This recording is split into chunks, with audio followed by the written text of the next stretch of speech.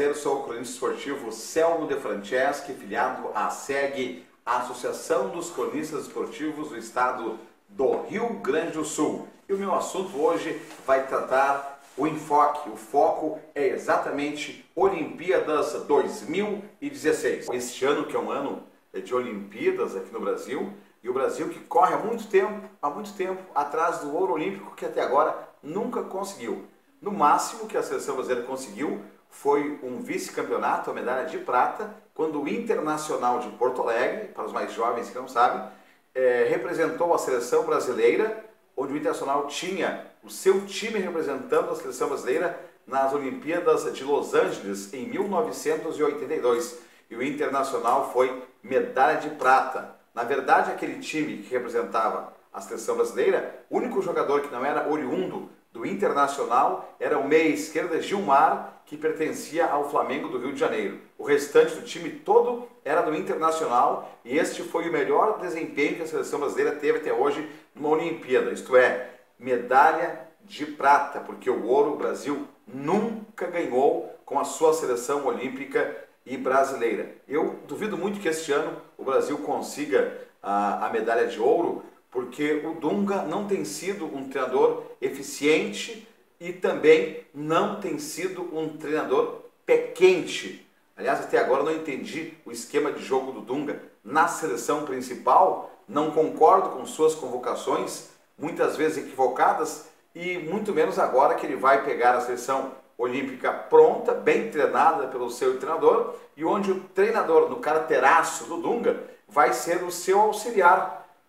Embora quem conhece o elenco, quem conhece os jogadores, quem conhece o grupo, é o treinador que vai auxiliar o Dunga nas Olimpíadas, enquanto que o Dunga vai na base do carteiraço, por ser o homem forte a nível de futebol da CBF e da Nike, vai comandar tanto a seleção brasileira olímpica de futebol nas Olimpíadas, claro, é vitrine, o Dunga não é bobo nem nada, aliás, de bobo ele tem bem pouquinho, e depois ele vai treinar na seleção também nas eliminatórias, e se conseguir classificar o Brasil, ele vai treinar o selecionado brasileiro também para a próxima Copa do Mundo. Penso que são vários equívocos. O treinador que eu hoje preferiria para a seleção brasileira seria o treinador Tite do Corinthians, me parece o mais bem preparado, não por ser do Corinthians, mas sim por ser um estudioso, o Tite, um cara competente, um cara vitorioso, um campeão do mundo pelo Corinthians, um cara que fez curso na Europa, que se especializou, e o Corinthians monta, desmonta time e o Tite continua fazendo campanha. Então o Tite seria, se houvesse uma questão de justiça do melhor treinador brasileiro na atualidade, no meu modo de ver, seria o Tite o treinador da seleção brasileira. Aí sim, para o Tite, que é um cara metódico, que é um cara, um estudioso do futebol, e é um cara vitorioso, porque se nós botarmos na parada os títulos que o Dunga tem como treinador e o Tite tem como treinador de futebol, com certeza dá Tite na cabeça. Mas as coisas na CBF têm sido assim, têm sido na base de vai ser assim e tem que ser assim. Por isso que hoje em dia nós brasileiros, nós pagamos TV a cabo para assistir o Barcelona jogar, para assistir o Manchester jogar, para assistir o futebol europeu jogar, enquanto que os nossos talentos brasileiros estão lá na Europa, prestando serviço lá para os grandes clubes europeus, como é o caso de Neymar, Marcelo e outros tantos. E o nosso futebol brasileiro aqui fica só com aquela nata que foi refugada pela Europa, enfim, por outros países, e nós temos que pagar um ingresso caríssimo para assistir não o melhor futebol no Campeonato Gaúcho, no Campeonato Brasileiro, no Campeonato Carioca, no Campeonato Paulista, mas sim o que restou, o que a Europa não quis, o que o resto do mundo não quis, fica no Brasil, fica jogando os campeonatos regionais, os campeonatos brasileiros, e a partir daí o Dunga tira